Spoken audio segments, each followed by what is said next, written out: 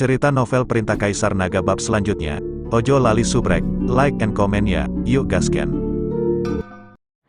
Dengan suara, dentang, kedua pedang itu bertabrakan, dan cahaya keemasan serta energi pedang hitam saling bertautan. Pria tua itu hanya merasakan mati rasa di lengannya, dan terkejut hingga mundur 2 langkah, dan buku-buku jarinya juga terasa nyeri. Melihat ini, lelaki tua di sebelah kiri segera mengayunkan pedangnya dan melangkah maju, bekerja sama dengan lelaki tua di sebelah kanan. Kedua pedang panjang itu menyerang Chen Ping dari kiri dan kanan seperti 2 ular berbisa. Ilmu pedang mereka sangat hebat, dan mereka berkoordinasi secara diam-diam. Energi pedang saling bersilangan dan membentuk jaring pedang yang tak tertembus, menyelimuti Chen Ping dengan erat, membuatnya tak bisa bernapas. Chen Ping sama sekali tidak takut. Pedang pembunuh naga tampak hidup di tangannya, terkadang menebas secara horizontal, terkadang menebas secara vertikal, dan terkadang menusuk. Cahaya pedang keemasan dan energi pedang hitam terus bertabrakan, menghasilkan suara yang memekakkan telinga. Mengandalkan tubuhnya yang fleksibel, ia terus bergerak menembus jaring pedang, mencari peluang untuk melakukan serangan balik. Suatu ketika, lelaki tua di sebelah kanan menusuk dadanya dengan pedang panjang. Chen Ping menghindar ke samping dan menebas pergelangan tangan lelaki tua itu dengan pedang. Lelaki tua itu buru-buru menghunus pedangnya untuk menangkis, tetapi Chen Ping memanfaatkan kelemahannya dan menendang dadanya. Lelaki tua itu terhuyung mundur beberapa langkah. Wu Hao memanfaatkan kesempatan itu untuk menerjang sang pemakan jiwa, mengayunkan pedang di tangannya. Kekuatan spiritual emasnya mengembun menjadi bayangan pedang raksasa, dan menebas sang pemakan jiwa dengan momentum yang menghancurkan dunia. Sang pemakan jiwa duduk di punggung singa, mencibir, dan melambaikan tangan kanannya. Energi iblis hitam mengembun menjadi perisai tebal, menghalangi di depannya. Dengan suara, bang, bayangan pedang itu bertabrakan dengan perisai dan hancur seketika. Wu Hao terdorong mundur beberapa langkah oleh kekuatan hentakan yang dahsyat. Darahnya berdesir dan tenggorokannya terasa manis. Dengan kemampuan sekecil ini saja, kau berani membunuhku, ejek Soul Eater, lalu mengayunkan pedang di tangannya. Energi pedang hitam melesat ke arah perut bagian bawah Wu Hao seperti ular berbisa. Wu Hao buru-buru menghindar ke samping, dan energi pedang melesat melewati jubah perangnya, membuat lubang panjang di dalamnya dan memperlihatkan baju zirah di bawahnya. Pendeta Tao Uji ingin maju untuk membantu, tetapi dipegang erat oleh lelaki tua di sebelah kirinya. Ilmu pedang lelaki tua itu licik dan kejam. Setiap pedangnya diarahkan ke titik-titik vital Taois Wuji, membuatnya mustahil baginya untuk melarikan diri.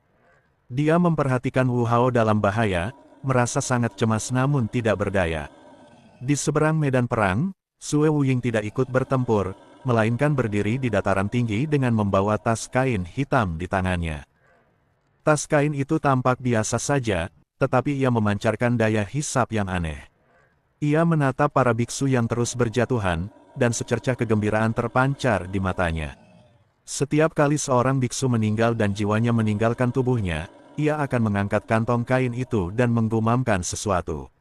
Jiwa para pendeta itu terbang menuju kantong kain itu seolah-olah mereka dipanggil dan tersedot ke dalamnya. Seiring makin banyaknya jiwa yang tersedot, kantong kain itu perlahan membengkak, mengeluarkan kabut hitam yang makin tebal. Sue Wuying, apa yang kau lakukan?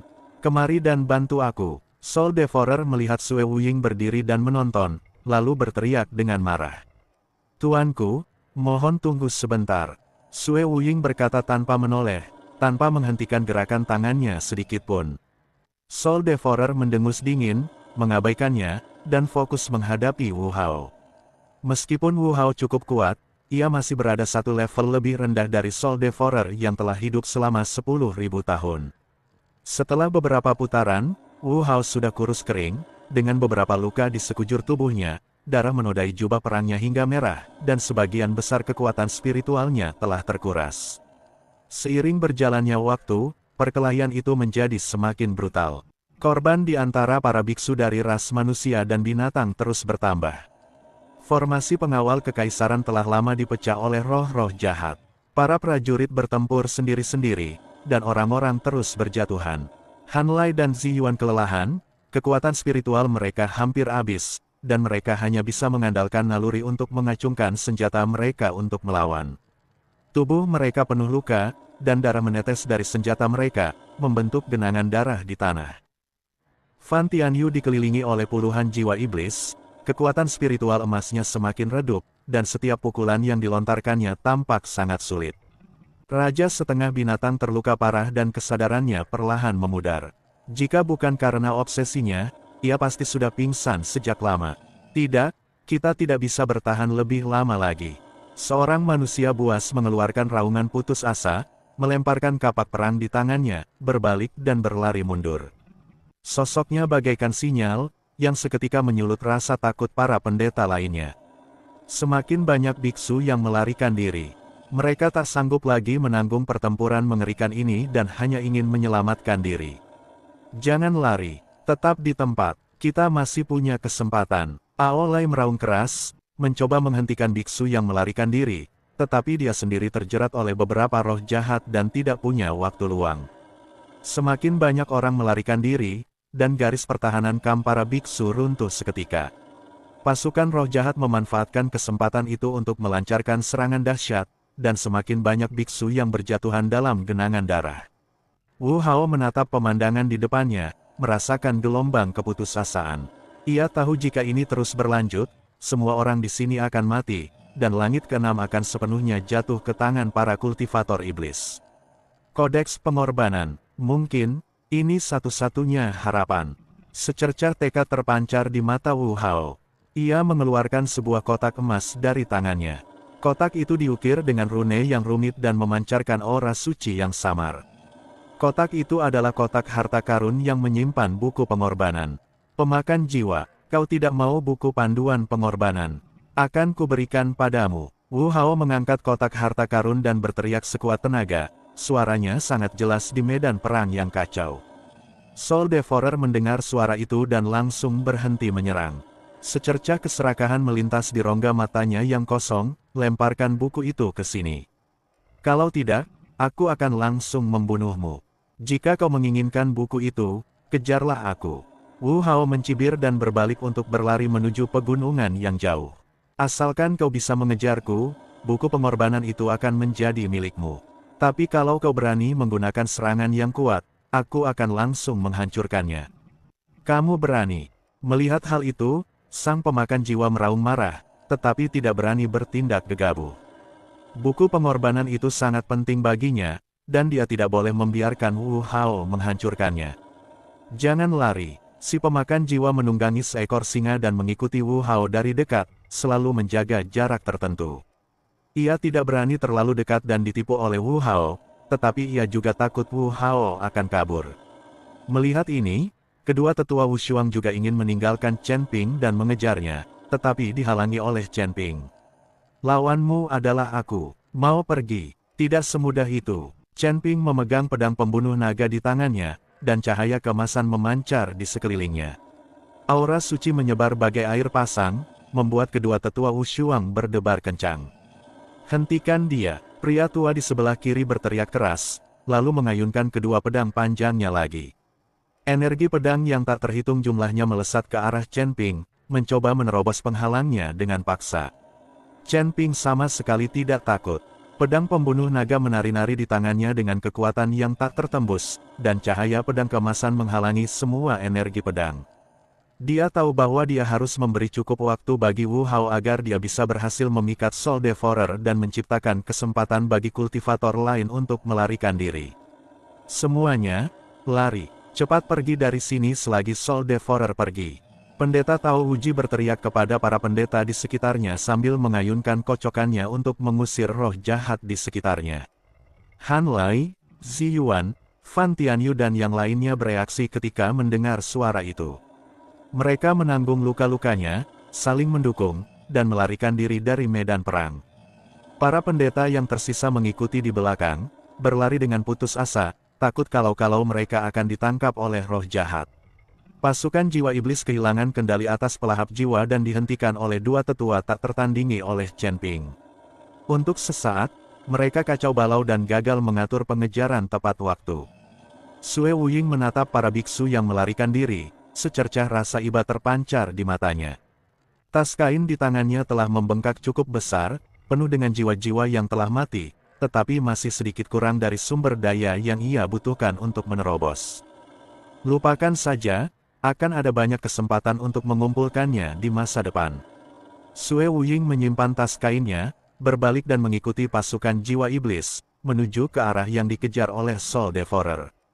Chen Ping bertarung sengit dengan dua tetua Wushuang selama puluhan ronde, dan secara bertahap merasa kekuatan spiritualnya habis. Lengannya mulai terasa sakit, dahinya berkeringat, dan cahaya keemasan di pedang pembunuh naga sedikit meredup. Dia mendongak dan mendapati para pendeta telah melarikan diri jauh, dan dia merasa lega. Waktunya berangkat. Chen Ping membuat tipuan dan mengayunkan pedang pembunuh naga ke arah wajah lelaki tua di sebelah kiri. Lelaki tua itu buru-buru menghunus pedangnya untuk menangkis. Chen Ping memanfaatkan kesempatan itu untuk berbalik dan berlari ke arah yang berlawanan dengan para biksu, lalu segera menghilang di balik pegunungan dan hutan. Kedua tetua Wushuang ingin mengejar, tetapi dihalangi oleh beberapa cahaya pedang emas yang ditinggalkan oleh Chen Ping. Ketika cahaya pedang menghilang, Chen Ping telah menghilang. Lupakan saja, ayo kita kejar tuan dulu, kata lelaki tua di sebelah kanan. Keduanya saling berpandangan dan bergegas ke arah yang dikejar tuan pemakan jiwa. Saat itu, sang pemakan jiwa sedang menunggangi seekor singa, kukunya menghancurkan bebatuan. Matanya tertuju pada Wu Hao yang terhuyung dan melarikan diri, dan aumannya menggema di seluruh lembah. Wu Hao, tinggalkan buku panduan pengorbanan itu. Aku akan menyelamatkan jiwamu dari kehancuran. Luka di bahu Wu Hao masih berdarah. Setiap kali ia berlari, meridiannya yang rusak tertarik, dan rasa sakit yang hebat membuat penglihatannya gelap. Namun, ia memegang kotak harta karun emas itu di tangannya. Ini adalah harapan terakhir surga ke-6 dan tidak boleh jatuh ke tangan iblis. Dia menghabiskan sisa kekuatan spiritualnya dan mempercepat langkahnya sedikit, tetapi roh jahat di belakangnya masih mengikutinya seperti bayangan, dan niat membunuh yang dingin hampir membekukan jiwanya. Jika kamu tidak menerima roti panggangku, aku akan menghukummu. Melihat Wu Hao menolak untuk menyerah, mata Soul Devourer dipenuhi dengan niat membunuh. Ia tiba-tiba mengangkat tangan kanannya, dan energi iblis gelap mengembun menjadi cakar tajam, yang melesat langsung ke punggung Wu Hao dengan suara tajam yang merobek udara. Wu Hao merasakan hawa dingin di belakang lehernya dan ingin menghindar tetapi sudah terlambat. Pada saat kritis ini, cahaya pedang keemasan tiba-tiba menyambar dari samping, disertai suara klang yang keras, dan dengan paksa menghancurkan cakar iblis tersebut. Chen Ping, memegang pedang pembunuh naga, mendarat di samping Wu Hao bagai kilat. Wajahnya serius, "Tuan, aku akan melindungimu, cepatlah pergi." Chen Ping, kenapa kamu kembali? Wu Hao terkejut sekaligus gembira, tetapi kemudian keputusasaan melandanya. Tidak, jiwa iblisnya terlalu banyak, kita tidak bisa kabur. Pada saat ini, kedua tetua dari keluarga Wu telah mengepung mereka dengan puluhan jiwa iblis elit. Energi iblis hitam melonjak di sekitar mereka, membentuk pengepungan yang ketat. Sang pemakan jiwa, menunggangi seekor singa, menatap mereka berdua dengan senyum kejam di wajahnya. Karena kalian sudah di sini, jangan pernah berpikir untuk pergi. Hari ini, aku akan mengubur kalian berdua dengan kitab pengorbanan. Sebelum dia selesai berbicara, kedua tetua Wushuang mengayunkan pedang mereka secara bersamaan, dan dua energi pedang tajam terjalin menjadi jaring, menutupi Chen Ping dan Wu Hao. Chen Ping melindungi Wu Hao di belakangnya, dan pedang pembunuh naga menari menjadi bola cahaya keemasan, menghalangi energi pedang. Namun, kekuatan besar dari pedang itu masih membuatnya mundur dua langkah, dan telapak tangannya terasa nyeri tumpul. Jiwa iblis elit mengambil kesempatan untuk menerkam, bilah tulang mereka mengeluarkan kilatan dingin saat menusuk titik vital kedua pria itu. Sementara Chen Ping menahan serangan roh jahat, dia juga memperhatikan luka-luka Wu Hao. Melihat wajah Wu Hao yang pucat dan napasnya yang semakin lemah, dia menjadi cemas. Jika dia terus membuang-buang waktu seperti ini, dia bukan saja tidak akan bisa melindungi Wu Hao, dia juga akan terjebak di sini. Ia menarik napas dalam-dalam, dan kekuatan spiritual keemasan di sekelilingnya melonjak. Pada saat yang sama, cahaya abu-abu redup muncul di telapak tangannya, dan kekuatan asal mula waktu diam-diam bersirkulasi. Di bawah pengaruh kekuatan waktu, pergerakan jiwa iblis tiba-tiba melambat, dan energi pedang kedua tetua Wushuang juga kehilangan kecepatan sebelumnya. Chen Ping memanfaatkan kesempatan itu, menggendong Wu Hao di punggungnya, berbalik dan bergegas masuk ke kedalaman hutan. Pemakan jiwa, kejar aku jika kau berani. Soul Devourer murka melihat ini dan berteriak, kejar mereka. Sekalipun aku harus membalikkan seluruh surga ke-6, aku akan menangkap mereka. Sambil berbicara, ia memimpin pengejaran. Derap kaki singa mengguncang pegunungan dan hutan. Pasukan jiwa iblis mengikuti dari dekat, dan semburan hitam menyebar ke seluruh hutan. Chen Ping menggendong Wu Hao di punggungnya dan berlari mati-matian melewati pegunungan dan hutan. Namun, luka Wu Hao terlalu parah. Darah terus mengucur dari lukanya, membasahi pakaian Chen Ping, dan kecepatannya pun perlahan melambat. Pasukan roh iblis di belakang mereka semakin mendekat, dan energi iblis yang dingin hampir menelan mereka. Chen Ping, ini bukan solusi. Wu Hao berbaring di punggung Chen Ping, suaranya sangat lemah hingga hampir tak terdengar. Ada terlalu banyak jiwa iblis, kita tidak bisa melarikan diri. Chen Ping menggertakkan giginya, urat-urat dahinya menyembul, jangan berkecil hati, kita bisa lolos. Percuma saja, Wu Hao menggelengkan kepalanya sedikit, secercah tekad terpancar di matanya. Chen Ping, dengarkan aku, buku panduan pengorbanan ini tidak boleh jatuh ke tangan para kultivator jahat, tapi sekarang kita tidak punya pilihan. Ia berjuang keras mengeluarkan kotak harta karun emas dari tangannya dan menyerahkannya kepada Chen Ping. Saat aku berteriak, lari, kau harus bergegas menuju lembah di timur. Aku akan melemparkan buku harta karun itu untuk menarik perhatian mereka. Tidak, Chen Ping langsung menolak, jika buku panduan pendeta diperoleh oleh pemakan jiwa itu, surga ke-6 akan tamat. Tidak ada waktu, Wu Hao menyela, suaranya dipenuhi tekad yang tak terbantahkan, hanya dengan cara ini kita bisa bertahan hidup. Hanya dengan bertahan hidup kita bisa mendapatkan kembali buku harta karun dan menyelamatkan surga ke-6. Pada saat ini, Soul Devourer telah menyusul, dan energi iblis hitam mengembun menjadi tangan raksasa, meraih ke arah keduanya lagi. Tatapan mata yang tajam terpancar di mata Wu Hao, lalu dia berteriak, Chen Ping, lari. Sebelum dia selesai berbicara, dia tiba-tiba melemparkan kotak harta emas ke arah yang berlawanan. Kotak harta karun itu menggambar lengkungan emas di udara dan mendarat di ruang terbuka tak jauh dari sana dengan suara pop ringan. Buku panduan pengorbanan. Ketika Soul Eater melihat kotak harta karun itu, keserakahan langsung terpancar di matanya. Ia tak lagi peduli mengejar Chen Ping dan Wu Hao. Ia segera berbalik dan melompat dari singa, berlari cepat menuju kotak harta karun itu. Kedua tetua Wushuang dan pasukan jiwa iblis juga tertarik oleh kotak harta karun itu dan mengepungnya, dan sebuah celah muncul di pengepungan itu dalam sekejap. Sekarang, jantung Chen Ping berdebar kencang. Memanfaatkan momen ketika roh-roh iblis itu teralihkan, ia menggendong Wu Hao di punggungnya dan bergegas menuju lembah di timur dengan sekuat tenaga. Angin bersiul di telinganya, dan di belakangnya terdengar tawa keras sang pemakan jiwa saat ia membuka kotak harta karun. Tawa itu kasar dan arogan, membuat Chen Ping mengepalkan tinjunya semakin erat. Kedua lelaki itu berlari terus hingga tak terdengar lagi suara pengejar di belakangnya, barulah mereka berani berhenti. Chen Ping meletakkan Wu Hao di bawah pohon besar dan duduk di tanah, bernapas berat. Pada saat ini, sang pemakan jiwa sedang menunggangi seekor singa, memegang kitab suci dengan kedua tangannya. Cahaya dari kotak harta karun emas merembes keluar melalui jari-jarinya, tetapi terbungkus erat oleh energi iblis yang bergelora di sekelilingnya, seolah-olah cahaya suci ini pun akan segera dihitamkan. Dia tidak punya waktu lagi untuk peduli pada Chen Ping dan Wu Hao. Sekarang setelah dia memiliki kitab pendeta di tangannya, dia harus melepaskan jiwa iblis yang terkekang di ibu kota dewa sesegera mungkin. Pasukan jiwa iblis di belakang sang pemakan jiwa mengikutinya dari dekat bagaikan arus hitam. Kemanapun mereka lewat, rune kerajaan Tuhan yang tersisa di jalanan ibu kota ilahi meredup dan hancur. Dinding istana yang semula khidmat kini dipenuhi pola-pola iblis berwarna ungu tua, dan bau darah serta pembusukan di udara semakin kuat. Tuanku, pintu masuk ke 9 neter abis sudah dekat. Orang tua di sebelah kiri kedua tetua Wushuang itu melangkah maju dengan cepat dan menunjuk ke sebuah lembah dalam yang terhalang oleh batu-batu besar di depan mereka, suaranya penuh dengan antusiasme yang tak terkendali. Batu besar itu diukir dengan rune penangkal iblis peninggalan para leluhur kerajaan dewa. Meskipun cahaya keemasannya redup, ia tetap gigih melawan erosi energi iblis.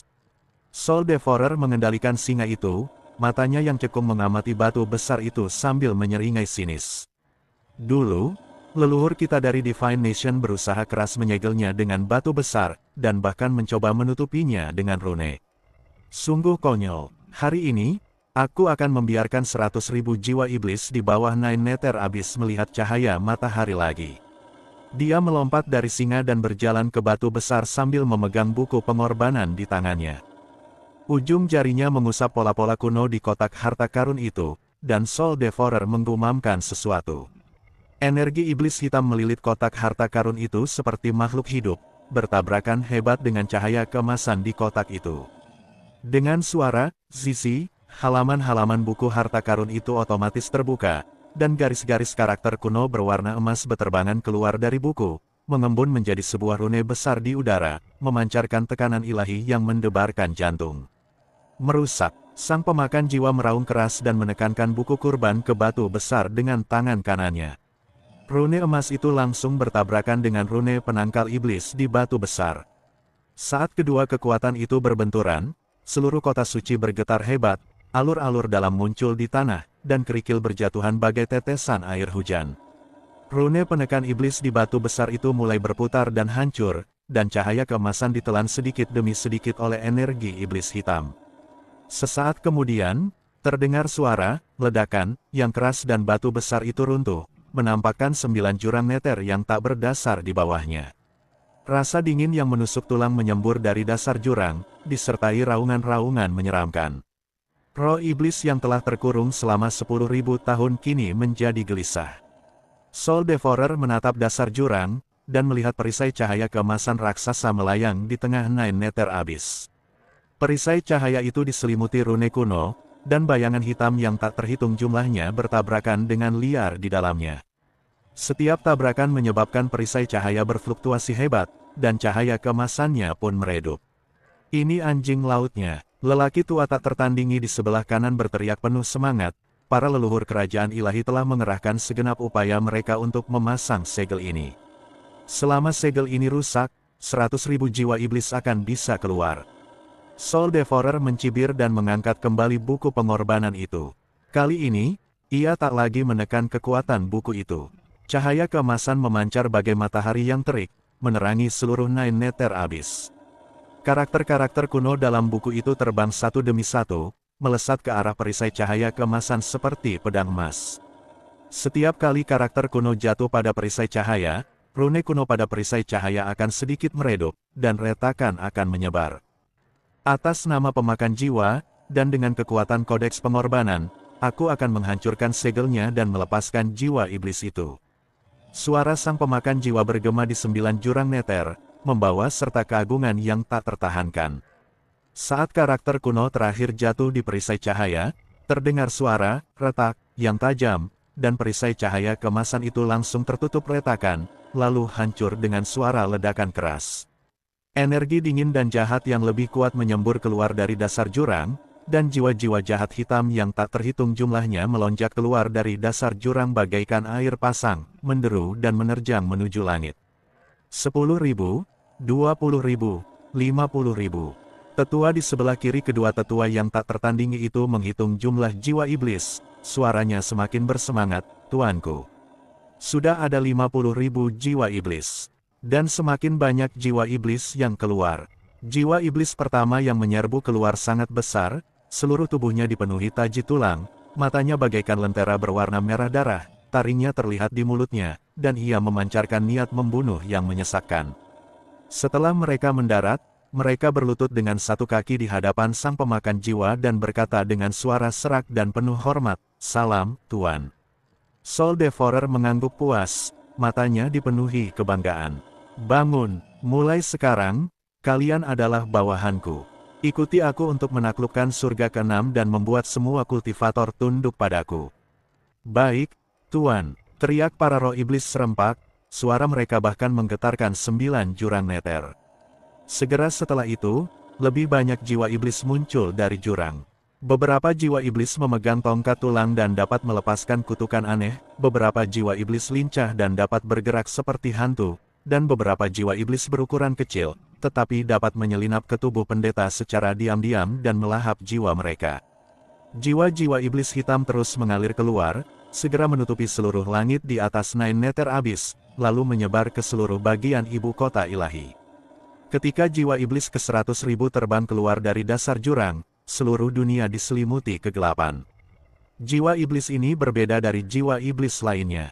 Ia memancarkan energi iblis keemasan, matanya hitam pekat, tubuhnya mirip manusia, tetapi memiliki sepasang sayap hitam besar.